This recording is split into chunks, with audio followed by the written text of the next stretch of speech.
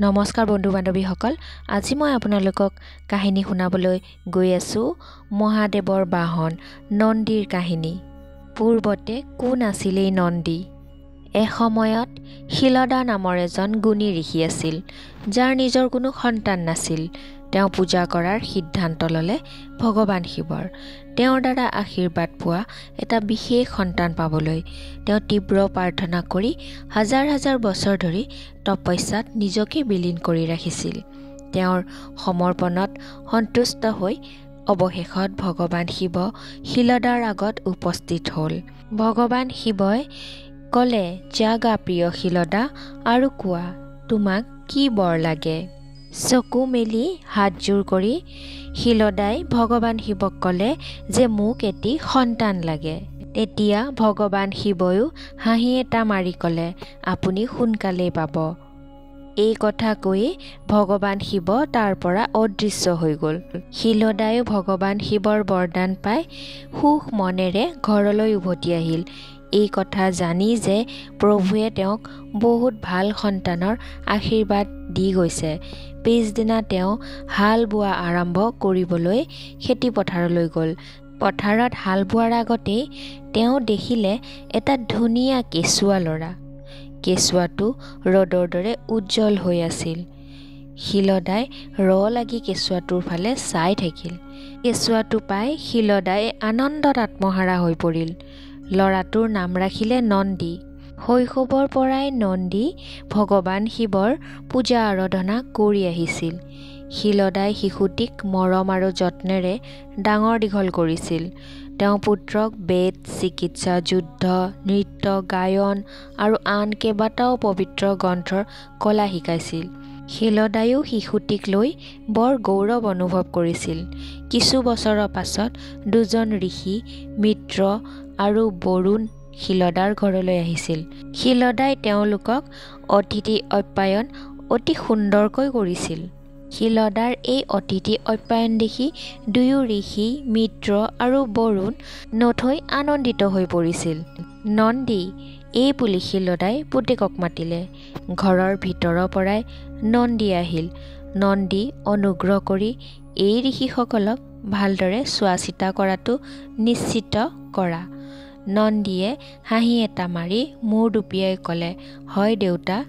নন্দীয়ে দেউতাকৰ কথা শুনি ঋষি দুজনক ভালদৰে চোৱা চিতা কৰিলে আৰু তাত দুদিনমান থকাৰ পিছত ঋষিসকলে যাত্ৰা আকৌ আৰম্ভ কৰিলে।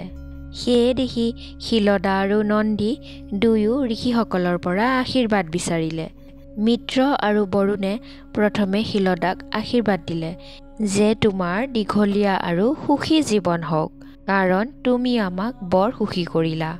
নন্দীয়ে আকৌ ভৰিত পৰিল ঋষি দুজনৰ, কাৰণ তেওঁলোকক অলপ দোষী যেন হৈ থকা দেখা পালে। অলপ লাহেকৈ ঋষিসকলেও নন্দীক ভাল হ'ব বুলিয়েই ক'লে। এই বুলি কৈয়ে তেওঁলোক সকলোৱেই যাত্ৰা পুনৰ আৰম্ভ কৰিলে। অৱশ্যে শিলদাই ঋষিসকলৰ অভিব্যক্তিৰ পৰিৱৰ্তন লক্ষ্য কৰিলে। ঘৰৰ বাহিৰলৈ দৌৰি গ'ল। মহান ঋষি উশাহ বন্ধ হৈ তেওঁ ক'লে, ঘূৰি ঘূৰি নন্দী ঘৰৰ ভিতৰতে থকা আৰু তেওঁৰ কথা শুনিব নোৱাৰাটো নিশ্চিত কৰি ঋষিসকলক সুধিলে, মোৰ ল'ৰাক আশীৰ্বাদ দিওঁতে আপোনাক দোষী যেন লাগিছিল, কিবা এটা হৈছে নেকি?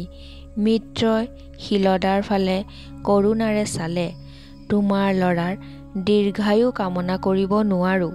সেই কথা শুনি শিলদা উচপ খাই উঠিল আৰু তেওঁ সুধিলে, মোৰ ল'ৰাৰ কি হ'ব? নন্দীয়ে দেউতাকৰ মুখখন চাই অনুমান কৰিলে যে কিবা এটা ভুল হৈছে।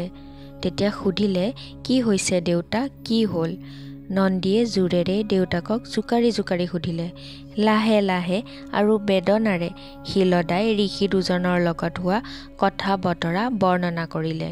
দেউতাকে ভাবিছিল যে নন্দীয়ে ভয় খাব, আনকি নন্দীয়ে কান্দিবলৈ আৰম্ভ কৰিব।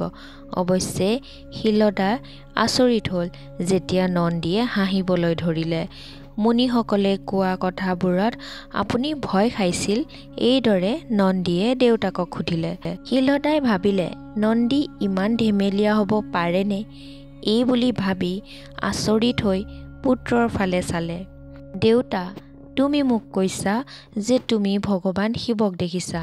নন্দীয়ে অতি ভক্তিভাৱেৰে কৈছিল যে যদি তুমি ভগৱান শিৱক দেখিছা তেনেহ'লে তুমি ঋষিসকলৰ কথা শুনি কিয় ভয় খাইছা? পিতা, যদি মোৰ মৃত্যু ভাগ্য হয় তেনেহ'লে ভগৱান শিৱৰ দ্বাৰা মোৰ ভাগ্য সলনিও হ'ব পাৰে, কাৰণ তেওঁ হৈছে আটাইতকৈ শক্তিশালী ঈশ্বৰ। আমি যিহেতু তেওঁক পূজা আৰাধনা কৰোঁ, গতিকে তেওঁ আমাৰ কেতিয়াও বেয়া হ'বলৈ নিদিয়ে। শিলদায়ো পুতেকৰ ফালে এনেদৰে চালে যেন প্ৰথমবাৰৰ বাবেহে তাক চাইছে। লাহে লাহে শিলদাই মূৰ দুপিয়াই হাঁহিলে। নন্দীয়ে দেউতাকক প্ৰণাম কৰিলে। মোক আশীৰ্বাদ দিয়ক দেউতা। শিলদায়ো পুত্ৰক আশীৰ্বাদ দিলে যে মোৰ ল'ৰা বিজয়ী হওক। তাৰ পাছত নন্দী ভুৱন নদীৰ ওচৰ পালেগৈ। নদীত প্ৰৱেশ কৰি তপস্যা আৰম্ভ কৰিলে। তেওঁৰ ভক্তি ইমানেই বেছি আৰু একাগ্ৰতা ইমানেই উচ্চ আছিল যে তেওঁৰ সন্মুখত ভগৱান শিৱ আৱিৰ্ভাৱ হ'ল। নন্দীয়ে চকু মেলি চায়ে কোমল দৃষ্টিৰে ভগৱান শিৱক দেখা পালে। নন্দীয়ে চকু মেলিয়েই চকুৰ আগত দেখা পালে মনত ভাবি থকা আটাইতকৈ ধুনীয়া মানুহজন। নন্দীয়ে ঈশ্বৰৰ ফালে চালে। তেওঁ অনুভৱ কৰিলে যে তেওঁৰ আৰু সুধিবলৈ একোৱেই বাকী নাই।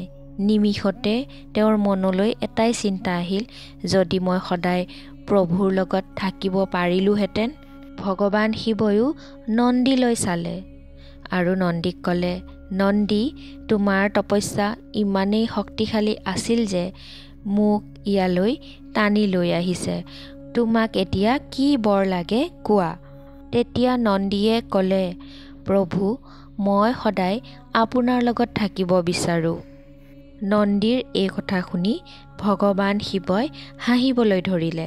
ভগৱান শিৱয়ো তেতিয়া নন্দীক ক'লে, মই মোৰ মহটো হেৰুৱাইছোঁ, যাৰ ওপৰত মই আগতে যাত্ৰা কৰিছিলোঁ। এতিয়াৰ পৰা নন্দী, তোমাৰ মুখখন মহৰ দৰে হ'ব। তুমি মোৰ কৈলাশৰ ঘৰত থাকিবা। তুমি মোৰ সকলো গণৰ মুৰব্বী হ'বা আৰু তুমি মোৰ সংগী, মোৰ বাহন আৰু মোৰ বন্ধু হ'বা সদায়। ভগৱান শিৱৰ মুখেৰে এই কথা শুনাত নন্দীৰ চকুলো ভৰি আহিছিল, কাৰণ ভগৱান শিৱই তেওঁৰ সকলো মনৰ ইচ্ছা পূৰণ কৰিছিল। আৰু তেতিয়াৰ পৰাই নন্দী ভগৱান শিৱৰ বাহন, দুৱাৰপাল, তেওঁৰ সংগী আৰু শিৱৰ সকলো পৰিচাৰকৰ মুৰব্বী হৈ পৰিছিল। বন্ধু বান্ধৱীসকল, আজিৰ কাহিনী ইমানখিনিয়ে আছিল। কাহিনীটো আপোনালোকৰ কেনেকুৱা লাগিল মতামত জনাবলৈ একেবাৰে নাপাহৰিব। আৰু মোৰ এই চেনেলটোত যদি নতুনকৈ আহিছে তেনেহ'লে চেনেলটো ছাবস্ক্ৰাইব কৰি ৰাখিব। তেতিয়াহে এনেকুৱা ধৰণৰ কাহিনী আপোনালোকে শুনি থাকিবলৈ পাৰিব। তেনেহ'লে আজিলৈ আহিছোঁ। ধন্যবাদ।